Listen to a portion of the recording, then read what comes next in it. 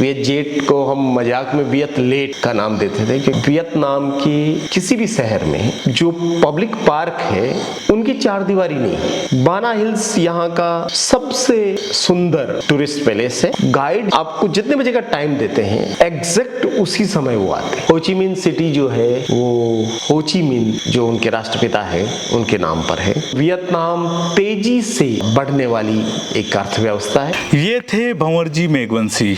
लेखक है, पत्रकार है और घुमंतू आदमी है, अलग अलग जगहों पे घूमते रहते हैं। इन्होंने अपने मित्र वैद्य हंसराज चौधरी जी के साथ में पिछले साल 2025 में वियतनाम की यात्रा की। 9 दिन की ये यात्रा थी। 8 करोड़ इन्होंने खर्च किए इस यात्रा के ऊपर। आखिर इस यात्रा में इन्होंने क्या देखा, क्या इनका मकसद था, इन सब को लेकर इन्होंने एक किताब भी लिखी। किताब का नाम है तुम्हारा नाम क्या है वियतनाम। किताब को खरीदने का लिंक जो है वो मैं आपको इस वीडियो के डिस्क्रिप्शन में डाल दूंगा, जहां से आप अमेजन किंडल से उस बुक को खरीद के पढ़ सकते हैं। अगर आप इनकी यात्रा वृतांत को सुनना चाहते हैं और आप चाहते हैं कि आप दृश्यों को देखें कि आखिर वियतनाम की यात्रा के दौरान इन्होंने क्या क्या देखा, तो इस वीडियो के माध्यम से आप उसे देख सकते हैं। पिछले वीडियो में मैंने 3 दिन की यात्रा का जिक्र किया था। ये वियतनाम गए, वियतनाम में हनोई शहर में घूमे, हनोई के बाद में हालोंग बे और सुत्सोंग की गुफाओं का इन्होंने जो है अवलोकन किया, वहां का भ्रमण किया, जो आप पिछले वीडियो में देख चुके हैं। अगर आप उसका लिंक चाहते हैं, उस वीडियो को चाहते हैं, तो ये जो आई बटन है इस पे क्लिक करके आप पीछे वाला वीडियो देख सकते हैं। आगे के 6 दिनों में वियतनाम में इन्होंने क्या कुछ देखा उसे आप इस वीडियो में देख सकते हैं। इन्होंने आगे के 6 दिनों में दानांग शहर, बाना हिल्स, मकोंग डेल्टा सहित होचिमिन सिटी का भ्रमण किया। क्या कुछ देखा बता रहे हैं भंवर मेघवंशी। साथ में आप विजुअलाइज और वहां के चित्रों को भी जो है इस वीडियो में देख सकेंगे। अगर वियतनाम की यात्रा आप करना चाह रहे हैं तो वियतनाम की यात्रा से पहले ये वीडियो जरूर देखें। साथ ही अगर आप वियतनाम की जीवन में कभी भी यात्रा कर लेने की अपेक्षा नहीं कर रहे हैं तो आप इस वीडियो को देख सकते हैं या आप जो है इस बुक को पढ़ सकते हैं और वहाँ के चित्रों को देखकर, वहाँ के यात्रा वृतांत को सुनकर जो है आप आभास कर सकते हैं कि वियतनाम कैसा है। हालोंग बे से लौटकर होटल पहुंचे और अब आज शाम यानी कि तीसरे दिन की शाम हमें दानांग जाना है। दानांग बहुत खूबसूरत शहर है वियतनाम का। जो लोग वियतनाम जाते हैं वो अगर कहीं और नहीं जाएं और केवल दानांग ही चले जाएं तो वो अपने आप में वियतनाम की एक तरीके से जान है। इतना खूबसूरत बीच दानांग का और बाना हिल्स जो है जिसकी बात अभी हम आगे करेंगे। पर फिलहाल ये कि हम 3 बजे होटल पहुंचे, फिर वहां से निकले और हम पहुंचे वियतजेट से जाने के लिए हनोई के एयरपोर्ट और 7 बजे वहां से फ्लाइट थी जो 9 बजे हमको पहुंचाने वाली थी। थोड़ा सा लेट हुए। ये भी एक सुझाव है कि वियत एयरलाइंस थोड़ा महंगा होता है लेकिन क्रेडिबल है। वियतजेट सस्ता होता है लेकिन वो फ्लाइट उड़ेगी ही इसकी गारंटी कमी है, तो आप अक्सर लेट होती है वियतजेट। वियतजेट को हम मजाक में वियतलेट का नाम देते थे क्योंकि वो हर जगह जहां हम गए वहां उसने लेट किया। खैर पर हम पहुंच गए थोड़ा सा देरी से ही सही और रात में दानांग शहर में जाके रुके और सुबह निकले। दानांग शहर के जिस होटल में हम थे उससे वॉकिंग डिस्टेंस पे दानांग का बीच है और बड़ी संख्या में बीच पर लोग सुबह सुबह आते हैं घूमने के लिए, मॉर्निंग वॉक के लिए तो आते ही हैं। इसके अलावा भी आपको वहां पर ऐसा लगता है कि जैसे कई सारे देशों का एक कॉम्बो वहां पर है। वो आपको एक तरफ से सिंगापुर लगेगा, एक तरफ से कुछ और लगेगा और बहुत ही खूबसूरती के साथ साथ बहुत ही साफ सुथरा भी है। एक और चीज जो हमने नोटिस की कि वियतनाम के किसी भी शहर में जो पब्लिक पार्क है उनकी चार दीवारी नहीं है। हमारे यहाँ तो पब्लिक पार्क की चार दीवारी के बावजूद भी जानवर उसमें घुस जाएंगे, इंसान उसमें घुस जाएंगे और पूरा कचरा करके रखते हैं। वहां चार दीवारी नहीं है। ऐसे ही सड़क जैसे चल रही है उस सड़क के बराबर ही पार्क शुरू हो जाता है और उसके बावजूद भी बहुत ही बढ़िया से मेंटेन है और कोई जानवर कोई इंसान उसको खराब करना वो नहीं है। तो ऐसा ही बीच पर भी आपको दिखता है, एकदम कोई कचरा नहीं, किसी प्रकार का प्रॉब्लम नहीं। तो बहुत बढ़िया सा हम रेत पर चले, हम रेत पर बैठे, हमने थोड़ा समंदर के अंदर तक घुसे, फिर वापस बाहर निकले और फिर जल्दी लौट करके आए। नाश्ता वगैरह तो पैकेज का हिस्सा था, लिया। फिर हम निकले बाना हिल्स के लिए। बाना हिल्स यहाँ का सबसे सुंदर टूरिस्ट पैलेस है। और एक और चीज हमने नोट किया कि गाइड आपको जितने बजे का टाइम देते हैं एग्जैक्ट उसी समय वो आते हैं, न 1 मिनट पहले न 1 मिनट बाद। तो इतनी पंक्चुअलिटी जो है वो वहाँ के उसमें दिखती है। और यहाँ भी 8 बजे का समय दिया गाइड ने और वो 7:59 पर होटल के नीचे। और वो जब चलते हैं तो आपको फोन करते हैं। आपका टूर गाइड के अलावा भी टूर कंपनी भी आपको एक मैसेज करती है, लोकल जो असिस्टेंट कर रहे हैं वो भी आपको बताते हैं। तो बहुत ही बढ़िया इस तरीके से सारी चीज होती है। हम लोग ने ये शहर देखा। शहरों में एक और चीज है कि कोई हॉर्न की चिल्लपो नहीं है, इतनी मोटरसाइकिल इतना सब कुछ, लेकिन हॉर्न कोई नहीं बजाएगा। तो ये जो एक ध्वनि प्रदूषण होता है उससे भी अलग दिखते हैं। लोग तो विनम्र है ही, प्रोफेशनल है, सभ्य है, ईमानदार है और मजाकिया बहुत है। हाँ, आप उसके मजाक को नहीं पकड़ पाए तो आपको बहुत फुहड़ लग सकते हैं, लेकिन अगर आप बात करना शुरू करें तो मुझे लगता है कि आम वियतनामी बातूनी लोग हैं। और अगर आप भी बातूनी हैं तो मुझे लगता है कि वो मजेदार हो सकता है। हम अपनी गाड़ी से गाइड टूर के साथ गए। बाना हिल्स जो है ये बनाया गया था, ये हिल स्टेशन के रूप में डेवलप किया। जो फ्रांस के उपनिवेश के रूप में जब ये था तब उन्होंने इसको एक हिल स्टेशन के रूप में डेवलप किया। वहां तक सड़क मार्ग से पहुंचना बहुत कठिन है, केबल कार चलती है, रोप वे जिसको आप कहते हैं। लेकिन क्योंकि 6 किलोमीटर लंबा रोप वे है तो वो जो केबल कार है वैसी 6 लाइन केबल है आने जाने वाली, 6 मतलब 12 लाइन चलती रहती है एवरी टाइम। और हर एक पर 200-250 केबल कार चलती है। तो जब आप जाते हैं, एक तो नीचे झांकना बहुत डराता है क्योंकि सघन घना जंगल एकदम नीचे, देख के एकदम डर लगता है। लेकिन जब आप उसको नहीं देखें और अपने इर्द गिर्द देखें तो आपको लगता है कि बहुत सारे भंवरे मंडरा रहे हैं। क्योंकि वो केबल कार जब आगे बहुत आगे चली जाती है तो वो छोटी सी नजर आती है और रंग बिरंगी है, कोई लाल है, कोई नीली है, कोई पीली है। तो वो जो आवाजावी है वो बहुत ही अच्छी दिखती है। मुझे लगता है कि जो कंपनी इसको चलाती है, सनवर्ल्ड नाम की कंपनी, उसने 15 वर्षों के लिए इसको ठेके पर ले रखा है। उनके लोगों का कहना है कि प्रतिदिन लगभग 1.5 लाख पर्यटक पहुंचते हैं। बाना हिल्स पहुंचेंगे आप तो आपको लगेगा कि आप रोम में हैं, आप फ्रांस में हैं, आप स्विट्जरलैंड में हैं, क्योंकि वही स्थापत्य है, वही बड़ी बड़ी बिल्डिंग्स और वही फ्रांसिस स्थापत्य उसमें नजर आता है। सबसे आकर्षित जो करता है वो है गोल्डन ब्रिज।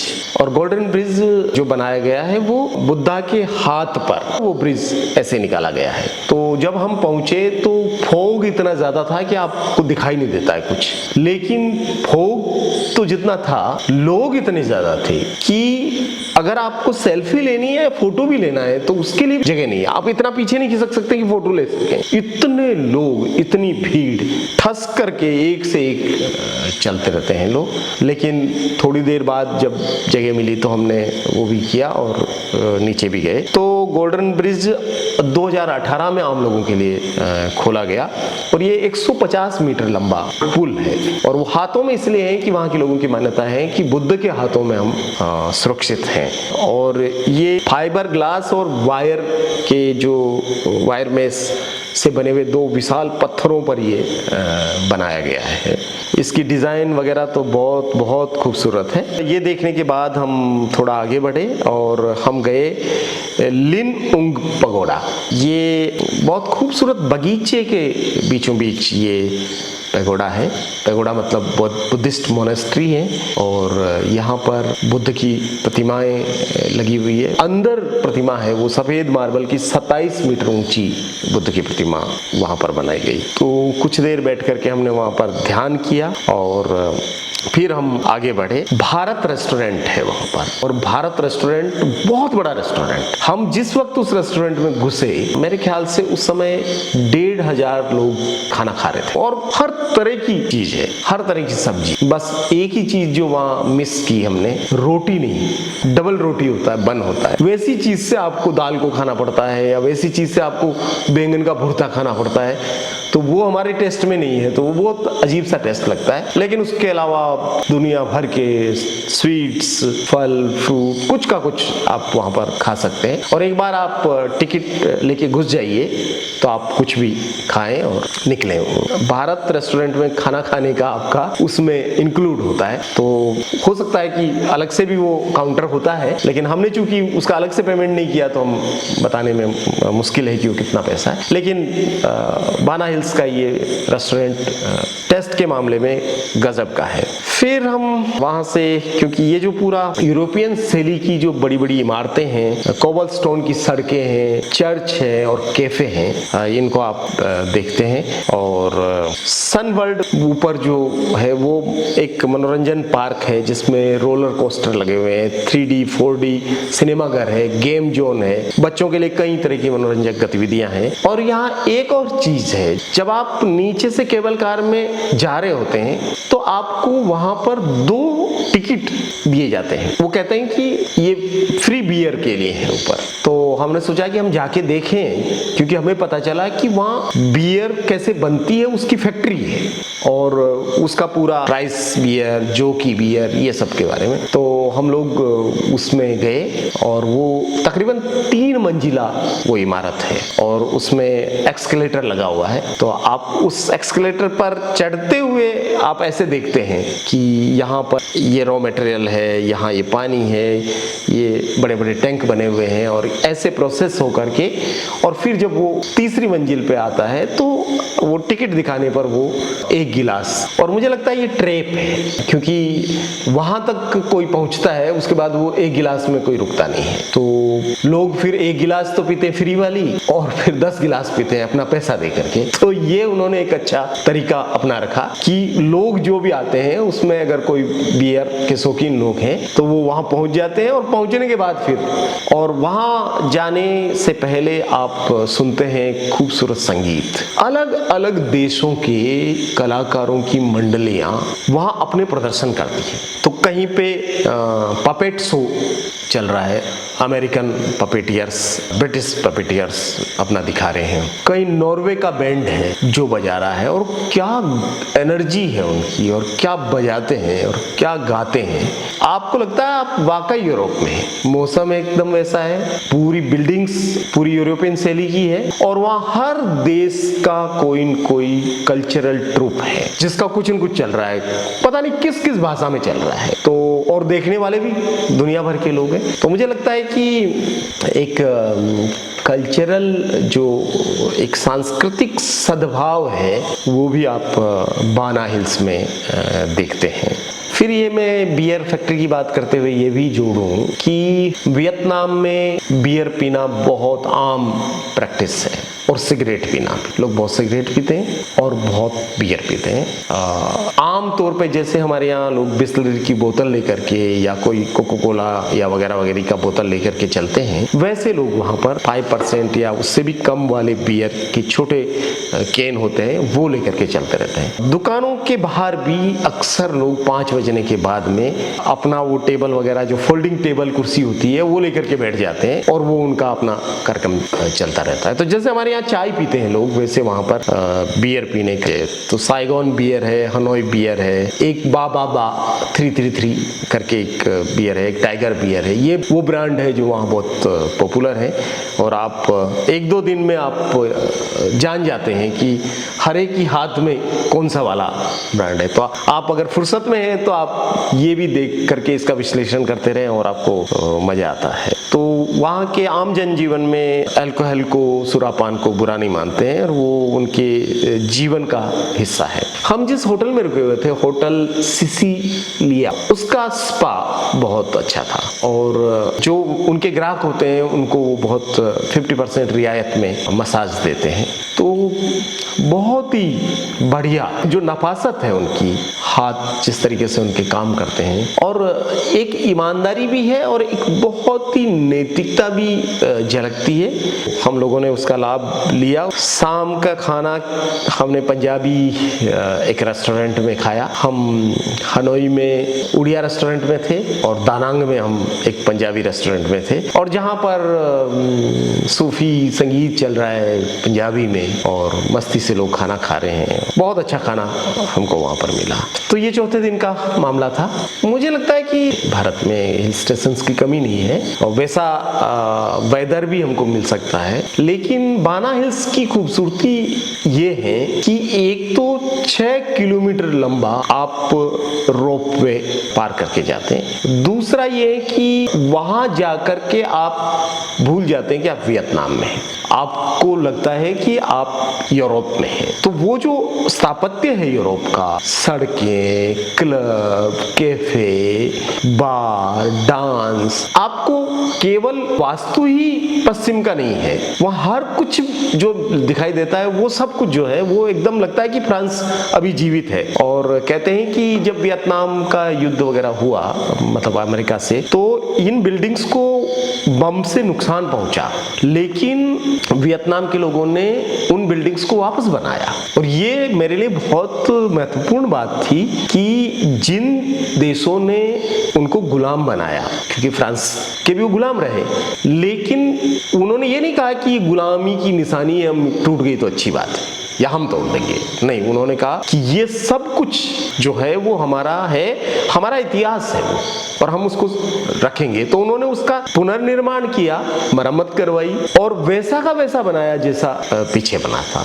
इसके साथ मुझे ये भी जोड़ देना मैं चाहूँगा कि किसी भी देश के प्रति उनके मन में कोई नफरत का भाव नहीं है। वो चाइना की इतनी लंबी गुलामी उन्होंने सहन की, 1000 साल की, वो फ्रांस के उपनिवेश रहे, वो जापान से लड़े, वो अमेरिका से लड़े, लेकिन आज कोई अमेरिकन वहाँ आए, जापानी वहाँ आए, चाइनीज वहाँ आए या फ्रांसिस कोई आए, मुझे लगता है कि उस देश के किसी नागरिक में के मन में ये नहीं है कि इनके पूर्वजों ने हमको गुलाम बनाया या ये उन देशों से है जिन्होंने इतना हम पे अत्याचार किया, उन्होंने भुला दिया। मुझे लगता है कि कोई भी मुल्क जब तक कुछ चीजें भूलता नहीं है वो आगे नहीं बढ़ता। तो आज जो वियतनाम नजर आता है, केवल 50 साल में राख से उठ करके यहाँ पहुंचने की जो कहानी है, उसमें विस्मृति भी एक चीज है कि उन्होंने सब कुछ सहज के भी रखा, उन पर जो कुछ हुआ उसको भी, लेकिन जो कड़वाहट थी, जो ऐसी चीजें थी जिनको भुला देना उनके हित में था, उसको उन्होंने भुला भी दिया।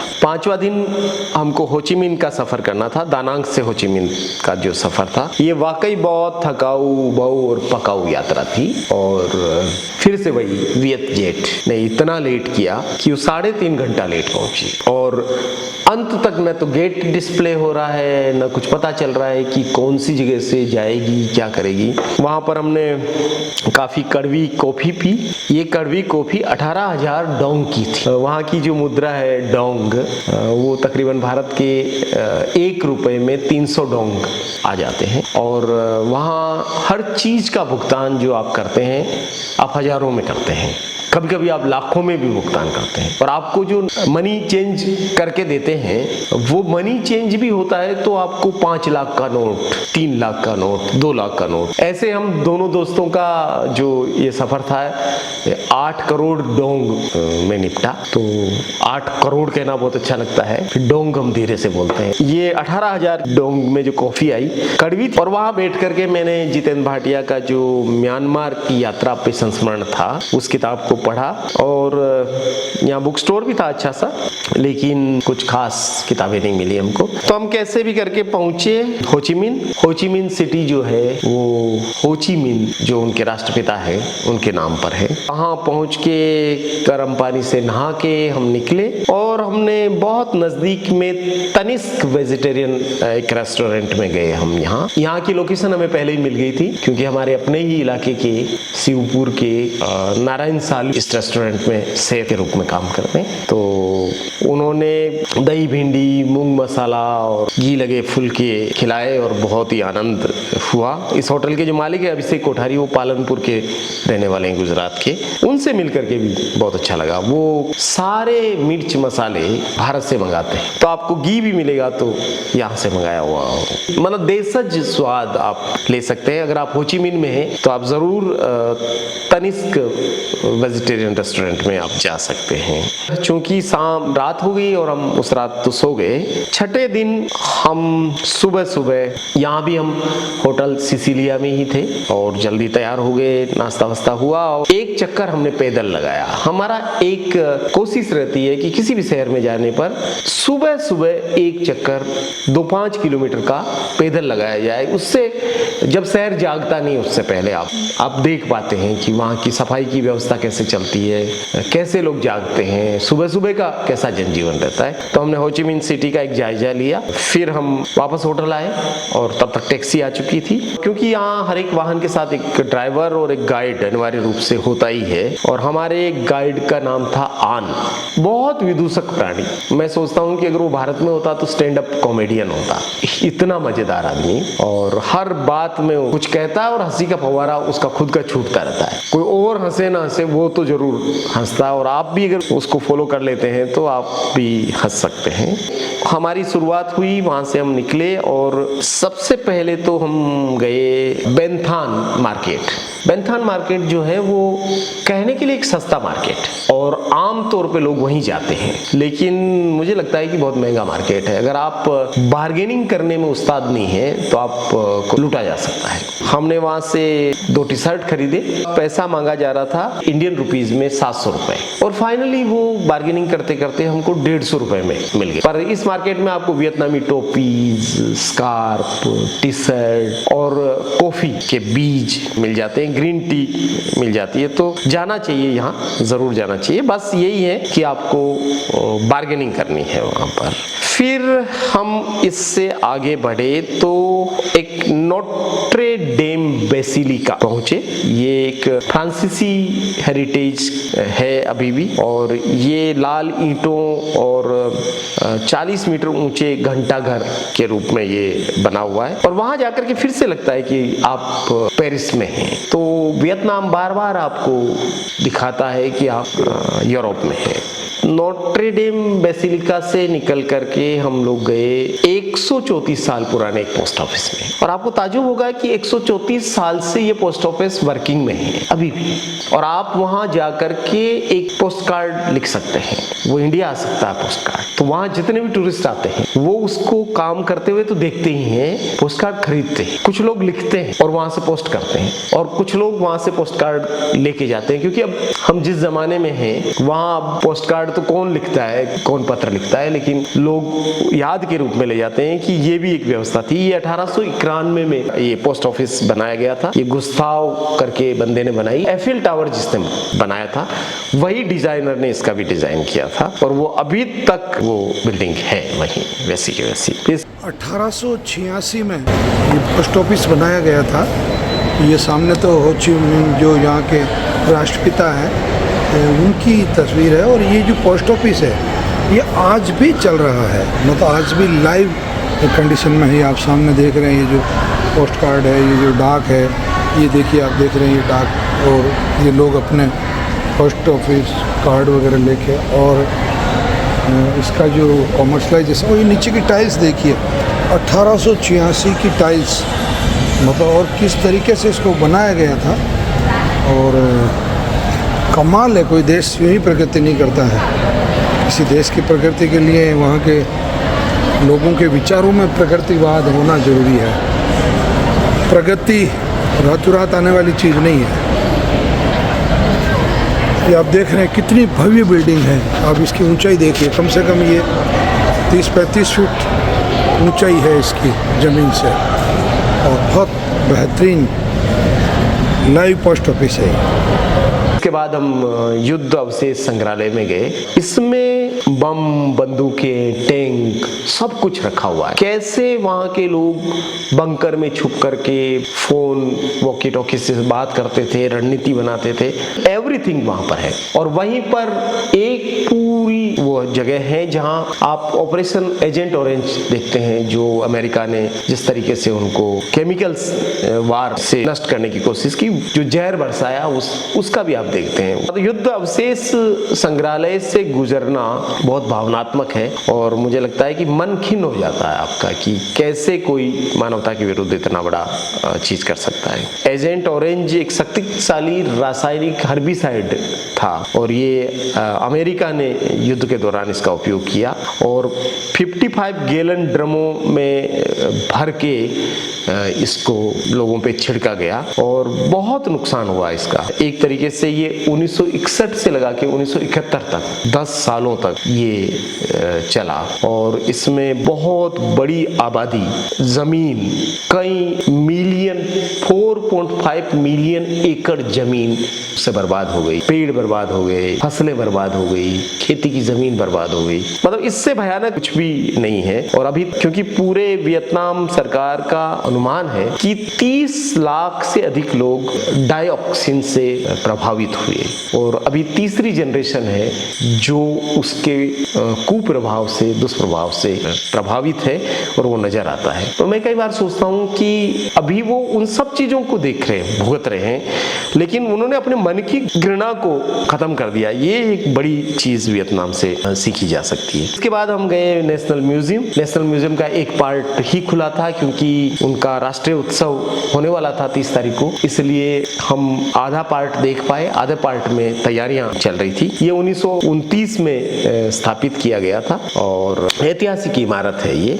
और ये हो ची मिन्ह शहर में जो बोटेनिकल पार्क है उसके नजदीक ही ये इमारत है। तो ये देखना भी बहुत मजेदार था। इसके बाद हम एक पारंपरिक चिकित्सा जो वहाँ थुओक नाम से कही जाती है, उस चिकित्सा पद्धति को हम देखने गए। वो चीनी चिकित्सा पद्धति से मिलती जुलती पद्धति है, वो भी देखी क्योंकि हंसराज जी साथ में थे तो उनका रुचि ये रहता है कि वहाँ का जो मेडिकल कॉलेज या डिपार्टमेंट है उसमें हमने जाकर के कोशिश किया कि क्या चीजें मिल सकती है। मजेदार था। वहाँ एक जिया ओगन नाम की जड़ी बूटी की जानकारी मिली और वो कहते हैं कि इसको खा करके लोग अमर हो जाते हैं। तो कई प्रकार की ऐसी भी चीजें हैं।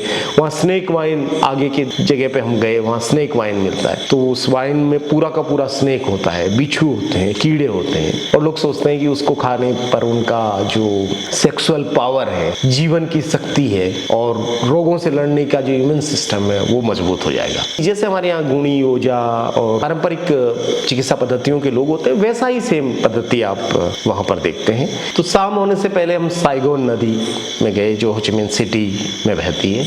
वहाँ पर नाव का सफ़र किया। हो ची मिन्ह सिटी में जो दोपहर का भोजन था उसका जिक्र भी मैं करूँगा कि उन्होंने कहा कि देसी स्टाइल का खाना वो खिलाएंगे। और हम जिस रेस्टोरेंट में पहुँचे उस रेस्टोरेंट में हर एक टेबल पर ही वो खाना बनाने का सब कुछ था। तो होटल का वेटर आकर के वहीं आपकी डिमांड के अनुसार खाना बना रहा है, तो बिल्कुल आपकी टेबल पे बन रहा है और आप वहीं खा रहे हैं। और वो जो लकड़ियों से खाने का जो तरीका है हमने ट्राई किया, कोशिश किया, पर बहुत मज़ेदार था। उनके जो अलग अलग लीफ की जो सब्जियां बनाते हैं और कई प्रकार की चीज़ें देते हैं, बहुत मज़ेदार उनका खाना था। वियतनाम का स्ट्रीट फूड भी मज़ेदार है। अगर आप सी फूड खाते हैं तो आपके लिए बहुत सारे अवसर खुल जाते हैं, लेकिन शाकाहारी लोगों के लिए भी बहुत तरह की चीज़ें वहाँ अवेलेबल है। 7वें दिन की यात्रा जो है वो इसलिए महत्वपूर्ण है कि जिस चीज ने अमेरिका को भागने के लिए मजबूर किया वो भयानक कूची बेन केव्स गुफाएं हैं। तो उन्होंने क्या किया कि एक पूरे जंगल में ये जो रिवोल्यूशनरी लोग थे, युद्ध लड़ने वाले लोग थे, ये गुरिल्ला पद्धति से लड़ करके और जंगल में जाके छुप जाते। तो इनको जंगल में ढूंढने के लिए अमेरिका के सैनिक जब जाते थे तो इन्होंने ऐसे अम्बुस लगा रखे थे कि जैसे वो घुसते अंदर शायद ही कोई सैनिक वापस जिंदा बाहर लौट। ऐसे चलते चलते ऐसे अंदर गए, अंदर जाने के बाद में ऐसा कुछ बना रखा था कि इधर से गले में आर पार तीर आर पार हो जाते थे। तो ऐसी गुफाएं उन्होंने बना, वो लड़ करके उन गुफाओं में घुस जाते थे और वो जगह जगह पे ऐसे कुछ चीज़ें बना रखी थी। तो उन गुफाओं से हम एक गुफा से गुजरे, बहुत मुश्किल था क्योंकि हमारी आदत का हिस्सा नहीं है, सांस लेने में प्रॉब्लम हुई, लेकिन वो लोग उसमें रहते थे लड़ने के बाद छुप करके, और वहीं उनका इसी जंगल में सब चीज़ें चलती थी।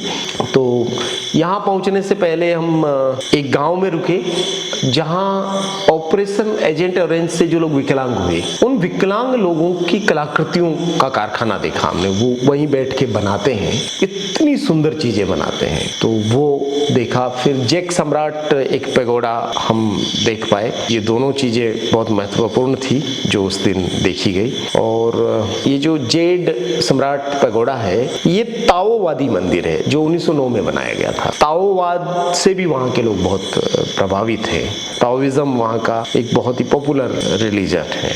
यहाँ शूटिंग रेंज भी है, वो भी देखा।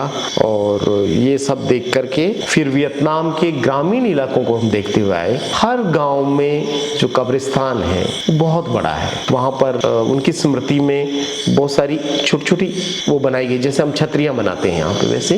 तो लगा कि इतना क्यों हर गांव के बाहर इतना बड़ा, मतलब गांव से बड़ा कभी कभी कब्रिस्तान दिखता है। तो बाद में समझ में आया कि किसी देश में अगर 30 लाख लोग किसी युद्ध की भेंट चढ़े हो 50 साल पहले, तो वो अभी लोगों की स्मृतियों में है। अभी तो उसकी दूसरी तीसरी पीढ़ी है। उनके पूर्वजों की याद में, शहीदों की याद में गाँव के बाहर, शहर के बाहर, खेतों के बीच, चौराहों पर, सड़क के किनारे आपको स्मृति के छोटे छोटे वो द्वार और मंदिर देखने को मिलते हैं। तो वैसे तो वियतनामी उत्सव धर्मी लोग हैं, पारंपरिक नृत्य, त्योहार मनाना, उत्सव मनाना, ये सब वो खूब मजा लेते हैं। आनंद को वो जीने वाले लोग हैं। वहाँ की अर्थव्यवस्था की अगर आप बात करेंगे तो ग्रामीण आबादी जो है लगभग 70% तो वहाँ ग्रामीण आबादी है, और उसमें चावल की खेती बहुत महत्वपूर्ण है। उसको धान का कटोरा कहते हैं एक तरीके से। और इसके अलावा कॉफी, चाय, काली मिर्च, रबर और लीची, ड्रैगन फ्रूट, ये सब भी वो लोग उगाते हैं। ग्रामीण क्षेत्र में लोग चावल के साथ साथ मछली, प्रोफेशनल मछली की खेती करते हैं। और वहाँ काफ़ी एक्वाकल्चर, जो झींगा और बाकी जो मछली पालन है, उसका भी बड़ा व्यवसाय है। ग्रामीण क्षेत्र में लोग बुनाई करते हैं, बहुत अच्छा कपड़ा बुनते हैं, मिट्टी के बर्तन बनाते हैं, बांस की टोकरियां बनाते हैं। तो वो भी आपको हस्तशिल्प भी वहाँ पर नजर आता है। और रेशम का उत्पादन देश में अभी भी ऑर्गेनिक रेशम बनता है। बाकी देशों में सिंथेटिक रेशम आ गया है, लेकिन अभी भी वहाँ कीड़े से वो रेशम, और उन्होंने कुछ ऐसी पद्धति भी विकसित की जिसमें कीड़ा मरता भी नहीं है और रेशम भी वो बनाता जाता है। हमको कई जगहों पर इधर से उधर जाने के बीच में ये रेशम उत्पादन केंद्रों से गुजरना पड़ा, तो हम रुके भी, देखा भी, रेशम की चाय भी पी हमने। रेशम से बनी हुई बहुत ही खूबसूरत चीजें वहाँ पर मिलती है, हालांकि पर्यटकों के लिए तो काफी महंगी है। तो इस तरीके से 7वां दिन बीता। ये रेशम उत्पादन की प्रक्रिया है। इस तरीके से इसमें ये रेशम के कीड़े हैं, ये इनको इकट्ठा कर लिया जाता है इससे। और ये ऊपर जो है, ये जो आप देख रहे हैं, ये बेसिकली रेशम है। ये जो है, तो ये उस कीड़े ने जो इकट्ठा किया है वो, ये धागा यहाँ बनाया जा रहा है इस तरीके से रेशम का। और ये देखिए इस तरीके से इसका ये धागा दिखाई दे रहा है। और ये इसमें इसको ये निकलता जाता है, क्योंकि वो कीड़ा जो बनाता है वो, और ये फाइनली रेशम है। ये जो आप देख रहे हैं ये रेशम है। और ये रेशम से बने हुए उत्पाद, ये बेडशीट जो है, ये कपड़ा है इसका। और ये इस तरीके से रेशम के कपड़े आप देख रहे हैं। और ये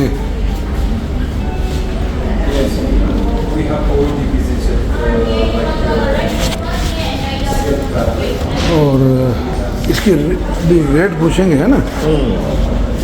8वें दिन जहां हम पहुंचे वो एक और जबरदस्त देखने की जगह है वो है मेकोंग डेल्टा।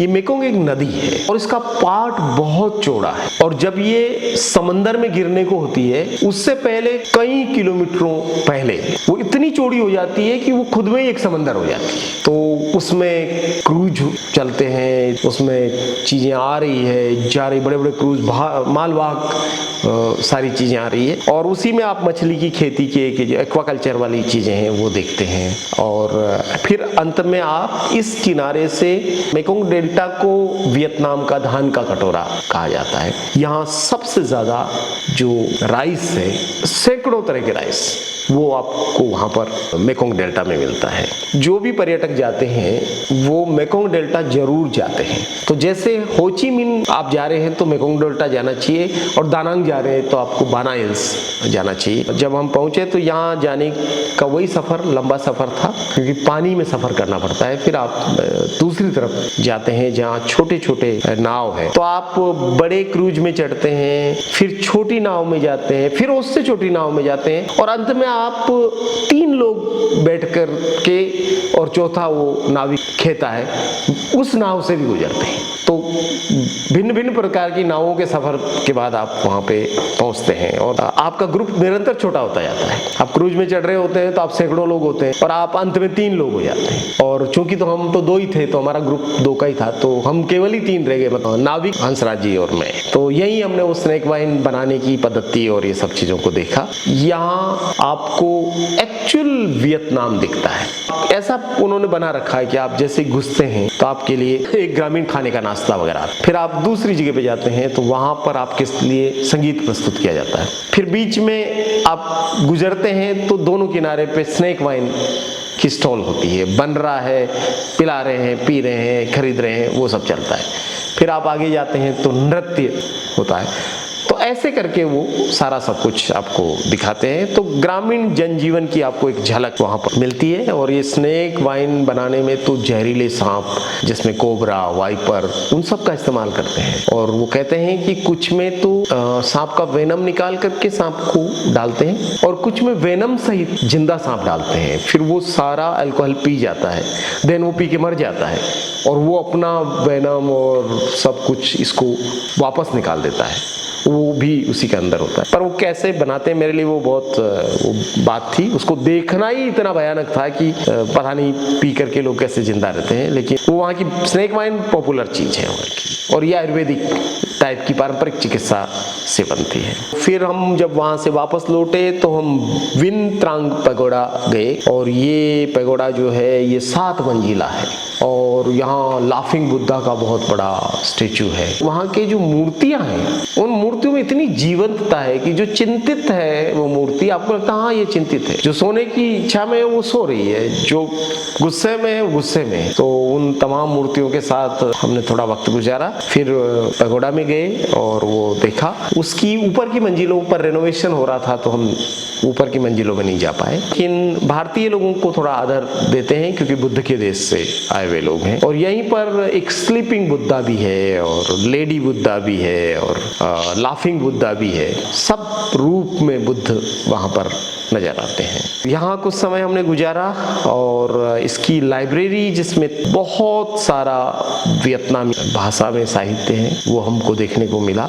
और यहाँ की अगर आप धर्म और अध्यात्म की बात करेंगे तो वियतनाम की जो आबादी है वो लगभग 10 करोड़ 16 लाख लोग हैं। 2024 में उनकी जनगणना हुई थी। उसमें आम लोगों का धर्म है वहाँ, जो प्रकृति पूजक लोग हैं वो करीब 45% लोग हैं। बौद्ध धर्म को मानने वाले लोग करीब 20% है। 8 से 10% वहाँ क्रिश्चियन लोग हैं। हुआ हाओ करके एक सेक्ट है, उसके 2% लोग हैं। और काओडाई एक और सेक्ट है, उसके करीब 1.5% लोग हैं। इस्लाम को मानने वाले और हिंदू धर्म को मानने वाले 0.1% लोग हैं। और नास्तिक लोगों की बड़ी संख्या है वहाँ। तो करीब 20 से 25% लोग कहते हैं कि हम आस्तिक लोग नहीं हैं, हम नास्तिक हैं। लेकिन पूर्वज पूजा यहाँ काफ़ी है और कुछ चीजें बहुत मिक्स है। जो ताओइज्म है और बुद्धिज्म है वो बहुत ऐसे मिला हुआ है कि उनका फर्क करना बहुत मुश्किल है। इसलिए कई बार लगता है कि बौद्ध धर्म वहाँ का राजधर्म होगा, बड़ी संख्या होगी। हालांकि राजधर्म नहीं है, वो एक सेक्युलर कंट्री है, वहाँ धर्मनिरपेक्ष देश है। पर कम्युनिस्ट शासन ने कड़े नियम बना रखे हैं, तो आप धर्म का भोंडा प्रदर्शन नहीं कर सकते हैं। आप धर्म को एक सीमा में, एक शालीनता और सौम्यता के साथ आचरण में उतार सकते हैं। बाकी वहाँ के रीति रिवाजों पे, कल्चर पे, लिटरेचर पे, लोगों के व्यवहार में बुद्धिज्म का बहुत प्रभाव वहाँ पर दिखता है। तो वो ज़रूर आप देख पाते हैं। तो बुद्धिज्म में यहाँ एक थियन पंथ है और ये थियन सेक्ट से ही थीक नाथ हन हुए थे, जिनकी किताब का जिक्र किया मैंने, जय जय चरण पड़े गौतम की। और हन को एक समय में अपने ही देश से भागना पड़ा और फ्रांस में जाकर के रहे। बाद में वो अपने मुल्क में लौटे और 93 ईयर की उम्र में, वो अभी कुछ साल पहले उन्होंने अपना शरीर छोड़ा। तो थीक नाथ हन के माइंडफुलनेस की बड़ी चर्चा पूरी दुनिया में है और वहाँ भी उनका असर दिखता है। अंतिम दिन हमारा जो 9वां दिन था, एक तरीके से हमने 8 रातें और 9 दिन वियतनाम में बिताए।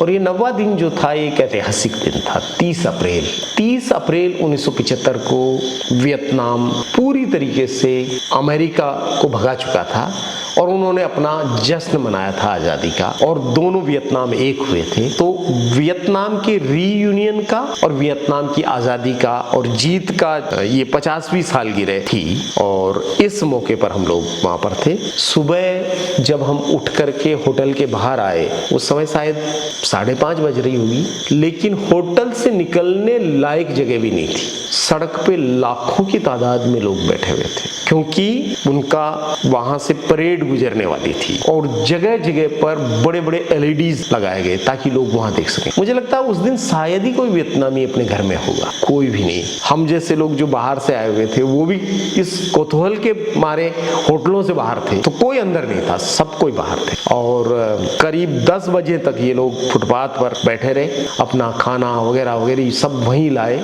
और 10 से 11 के बीच में ये जो तिल धरने की जगह नहीं थी, ये लोग बहुत व्यवस्थित रूप से अपने घरों को चले गए। कोई बैरिकेड्स नहीं, कोई लाइनिंग नहीं, सब लोग फुटपाथ पे बहुत अनुशासन से खुद से ही बैठे रहे। खुद ही बिना कोई ट्रैफिक जाम किए, बिना कोई हो हल्ला किए, अपना आज़ादी का जश्न मना करके सब लोग अपने अपने घरों को लौट गए। हम नीचे उतरे, इस विशाल जनसमूह को देखा, बड़ी मुश्किल से जगह बनाते हुए हम लोग 200 मीटर तक गए, जहाँ एक लाउड स्पीकर लगा हुआ था। वहाँ से हमने अनाउंसमेंट सुने और चूंकि हमने एक रात पहले रेड स्टार वाले टी शर्ट खरीद लिए थे, तो हम लोग भी टी शर्ट पहन करके और वियतनाम का लाल फरारा लेकर के, झंडा लेकर के हम भी चले उन लोगों के साथ और हमने भी उनकी आज़ादी के जश्न में अपने आप को शामिल किया। और फिर हम जो उनका स्क्वायर है जहाँ पर ये सब उनके निकल रहे थे परेड वगैरह, उन सब चीज़ों को भी हमने देखा। ये नाम है बा दिन स्क्वायर, जहाँ वियतनाम की सबसे बड़ी सैन्य परेड का आयोजन था,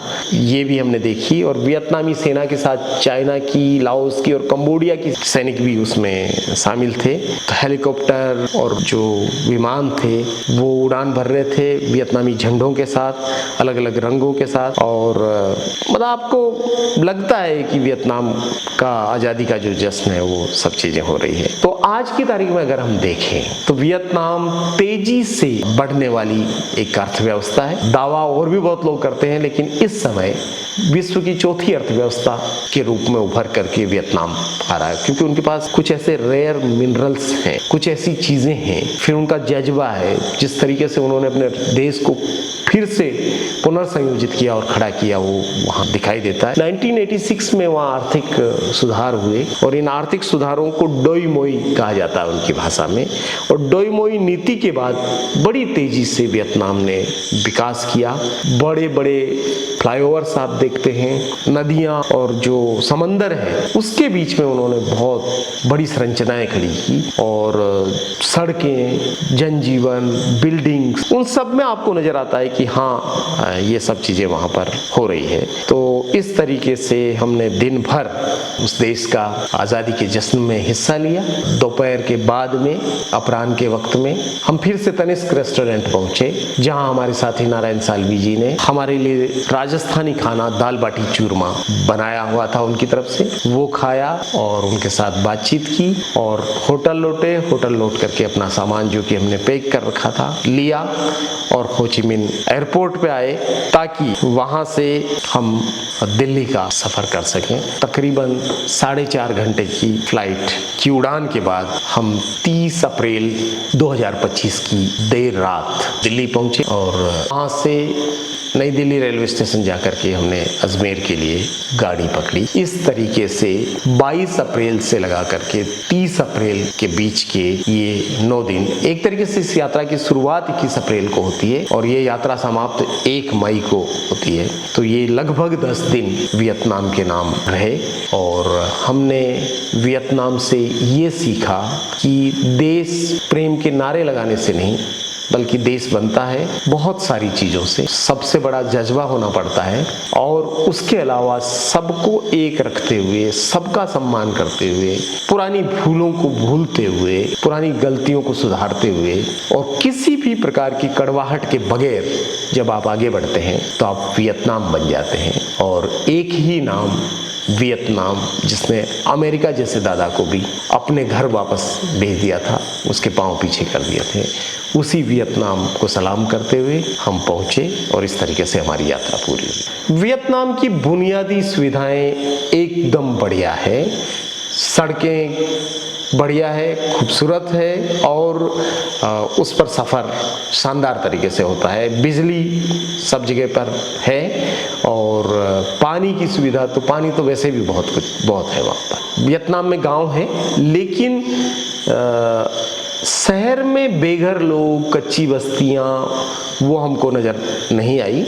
हाँ, बहुत रेयरली हमको कुछ जगह पर भीख मांगते हुए लोग दिखाई दिए।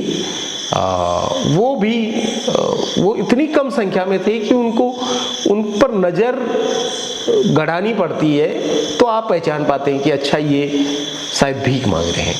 तो उस रूप में हम बाकी देशों से, खासतौर पे इंडियन सब कॉन्टिनेंट के देशों में जितना हम भिखारी देखते हैं, जितना हम स्लम्स देखते हैं, कच्ची बस्तियां देखते हैं या फ्लाईओवर्स के नीचे लोग देखते हैं, वो तो नज़र नहीं आए।